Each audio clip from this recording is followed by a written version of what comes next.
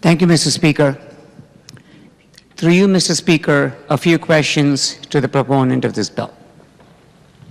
Representative Walker, please prepare yourself. Representative Srinivasan, you have the floor, sir.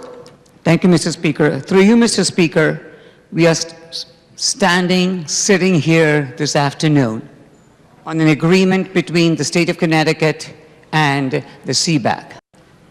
When in the past, through you, Mr. Speaker, have you had this opportunity that you are aware of that we did this similar thing? Through you, Mr. Speaker. Representative Walker. Through you, Mr. Speaker. Currently, as it stands now, all contracts, CBAC agreements that are done are negotiated with the members of the CBAC union and the governor's office, and that is established by statute. Through you, Mr. Speaker. Representative Srinivasan. Through you, Mr. Speaker, if I'm hearing that right, is this the very first time that we as a House have had the opportunity recently, or when was the last time? That was my question through you, Mr. Speaker. Representative Walker. Through you, Mr. Speaker, I'm trying to remember the last ones we did. I believe it was 2 years ago we had one with the, teachers union from Yukon, and then the one before that I believe was the state police union. Through you, Mr. Speaker. Representative Srinivasan. Thank you, Mr. Speaker. Through you, Mr. Speaker, as I understand this, the contributions in 18 and 19, as we look at that, the total amount that's going to be reduced that we have to contribute will be to the extent of $340 million. $340 million. $220 million in the first year in 18, and 120 in 19, so that gives you the $340 million. Is that what we are voting on today? Through you, Mr. Speaker. Representative Walker. Yes, through you, Mr. Speaker, he's correct. Representative Srinivasan. Through you, Mr. Speaker, by reducing the amount that we are going to be contributing in FY 18 and 19, I get that. I get the short-term gain. There's no question about that. You are reducing, as I said, by $340 million. But what happens, through you, Mr. Speaker, to the total amount, not just this amount, but what happens to our unfunded liabilities over the entire length? How much is that increased by because of the fact we are reducing it by this amount today? Through you, Mr. Speaker. Representative Walker. Yes, through you, Mr. Speaker, about approximately $11 billion. Representative Srinivasan. Through you, Mr. Speaker, is that an increase of $11 billion? I just want to make sure I heard that right. Through you, Mr. Speaker. Representative Walker. Through you, Mr. Speaker, that's correct. Representative Srinivasan. Through you, Mr. Speaker, by reducing the contributions now on a short-term basis, because obviously we know where we are, unfortunately, with the deficit that we are facing. Through you, Mr. Speaker, we are, as my good ranking member just said a few minutes ago, we are kicking the can down the road, and we are increasing, through you, Mr. Speaker, a total of amount of excess of $11 billion. Through you, Mr. Speaker, how do we expect to make those payments moving forward when we are not able to make the payments now that we are reducing our contributions? Through you, Mr. Speaker. Representative Walker. Through you, Mr. Speaker, what we are doing is the same as what many other people have done when they've gotten a balloon mortgage and they knew that there was going to be a spike in it. What we've done is extended the payments out so that we would be able to meet those payments in a more palatable way, and also to be able to make sure that this did not squeeze out any more dollars in our ability to appropriate for other agencies in the state. Through you, Mr. Speaker. Representative Srinivasan. Through you, Mr. Speaker, I definitely get that. If we do not do anything now, the threat that we have, the concern that we have is what impact will it have on other agencies, essential services, people that depend on us, the state, to take care of them. I get that. But having said that, is this the way, through you, Mr. Speaker, by extending this unfunded liability, by kicking the can down, is that the way we take care of our people?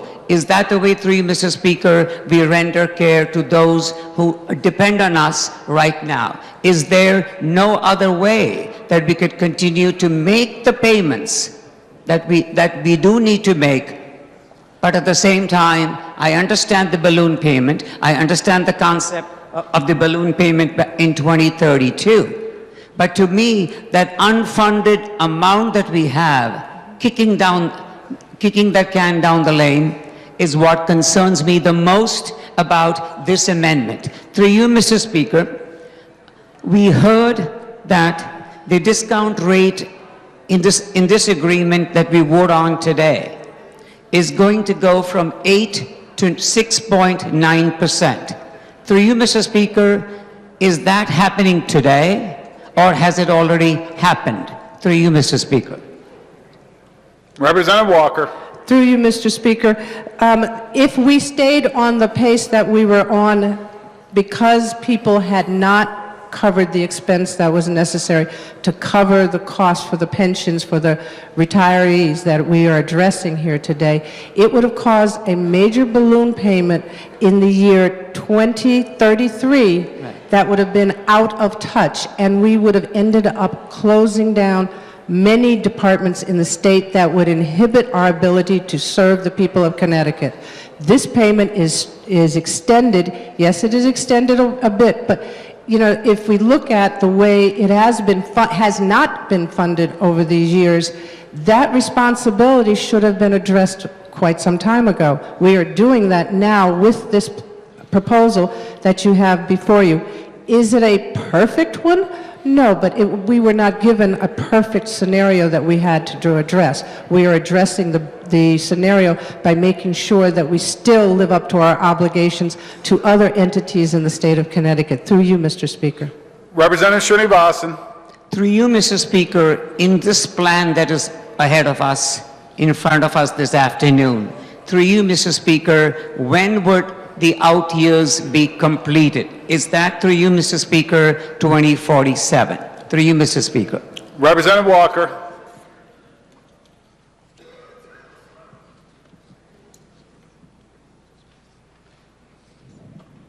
Through you, Mr. Speaker, that is correct. The payments will be paid off in 2047 at that time.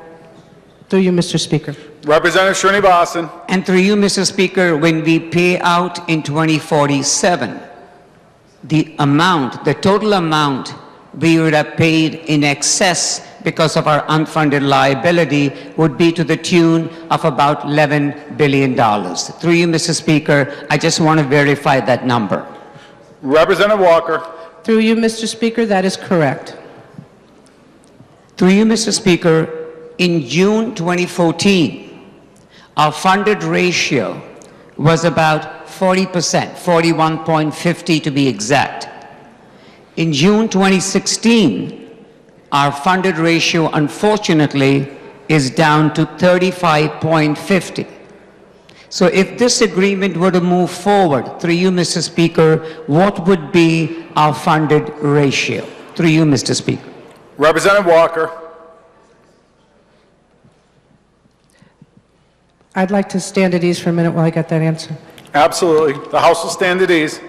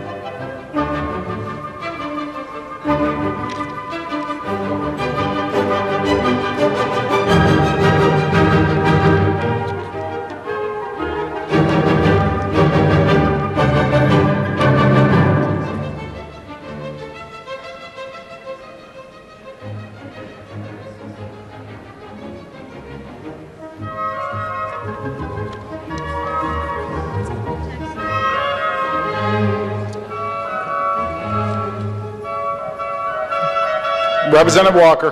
Through you, Mr. Speaker, I do not have that breakdown at this time. If I do get it before the debate is over, I'll be glad to give it to my good friend.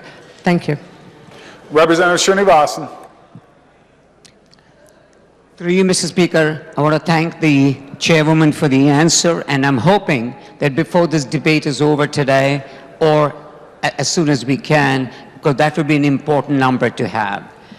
Through you, Mr. Speaker, I do not remember getting an answer through you, Mr. Speaker, from the good chairwoman, if the rate of 8% down to 6.9, is that what we are voting on today? Through you, Mr. Speaker, or is it something that has already been done through you, Mr. Speaker, as mentioned by my good ranking member? Representative Walker. Through you, Mr. Speaker, that is correct, 6.9. Thank you.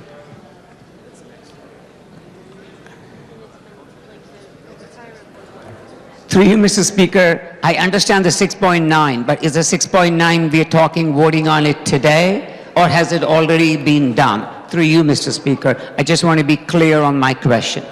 Representative Walker. Yes, I would like to be clear on my answer. Yes, it was voted on by the Retirement Commission back on December 12th, 2016. Representative Srinivasan. Through you, Mr. Speaker, did anyone have a significant voice in coming up with that number of 6.9? Through you, Mr. Speaker, who was there at the table when the 6.9 was agreed upon or negotiated? Through you, Mr. Speaker. Representative Walker. Through you, Mr. Speaker, it would be the CBAC administration and the Retirement Commission. Through you, Mr. Speaker. Representative Srinivasan. So through you, Mr. Speaker, in that conversation, was the governor's office involved as well? Through you, Mr. Speaker. Representative Walker. Through you, Mr. Speaker, yes, that is correct. It was the governor's office, the CBAC, and the Retirement Commission at the table. Through you. Representative Srinivasan. Thank you, Madam. Thank you, Chairwoman, for that answer. Were any of us, other than those three that we just mentioned, the majority party, whether it be the House or the Senate, the minority party, were any of them involved at the table when this big decision was made, when we are changing from 8 to 6.9? Through you, Mr. Speaker. Representative Walker. Through you, Mr. Speaker, the governor represented the Senate and the House in that negotiation. There were also actuarials there at the table when this was discussed also. Through you, Mr. Speaker. Representative Srinivasan. Through you, Mr. Speaker, was there any discussion at all that the good Madam Chair is aware of where the rate was reduced significantly to from 6.9 for a further reduction? Through you, Mr. Speaker. Representative Walker.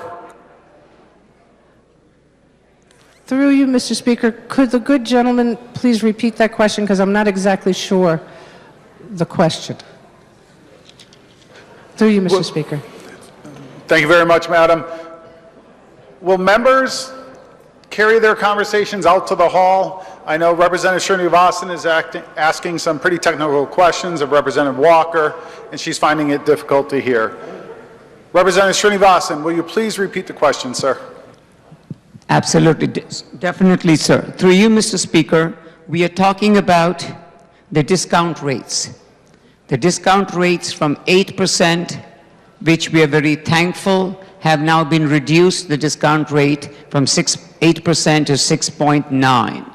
Through you, Mr. Speaker, is the good chairwoman aware of any conversation, any discussions where it was agreed upon that it was 6.9 as opposed to trying to reduce it even further? Through you, Mr. Speaker. Representative Walker. Through you, Mr. Speaker, no, that was, after looking at the rate of return that we had and looking at the market, it was suggested that 6.9 was was the base that they wanted to land in. Through you, Mr. Speaker.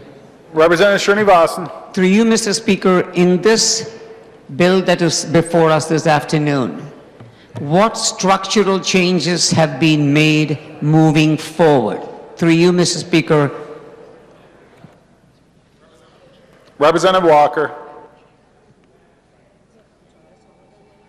Through you, Mr. Speaker, the structural change is the refinancing that we have before us today, addressing the balloon payment and stretching it out so that it is much more obtainable.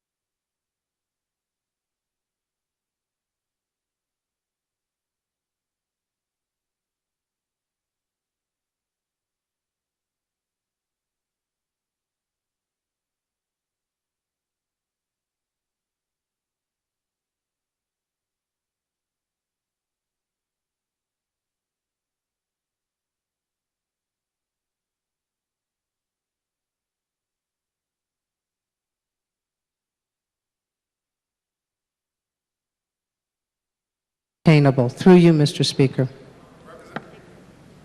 Representative Srinivasan. Through you, Mr. Speaker, so the only structural change is a refinancing. Through you, Mr. Speaker, are there any changes as regards to the calculations of overtime and other components that go into calculating a person's pension? Through you, Mr. Speaker.